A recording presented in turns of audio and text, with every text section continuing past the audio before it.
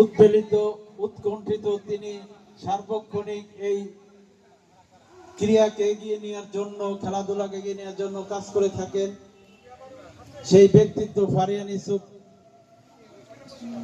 সাহেব এখন প্লেয়ারদের সাথে পরিচিত হচ্ছেন। এইসব সুনামধন্য প্লেয়াররা আর কিছুক্ষণের মধ্যেই এই ঐতিহ্যবাহী মসজিদগুলির মাঠে তাদের ক্রীড়া শৈলী প্রদর্শনের মাধ্যমে দর্শকদেরকে মুগ্ধ করবেন।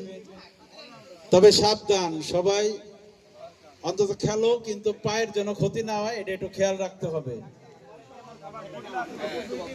পা সুস্থ থাকলে, শরীর সুস্থ থাকলে অনেক খেলা প্রদর্শন করা যাবে, যেটা আমরা দেখতে পারবো। যাই হোক, আমাদের আজকের বিশেষ অতিথি ফারিয়ান ইউসুফ সাহেব খেলোয়াড়দের সাথে পরিচিত হলেন। আর কিছুক্ষণের মধ্যেই এই মনোমুগ্ধকর নাইট ফুটবল খেলা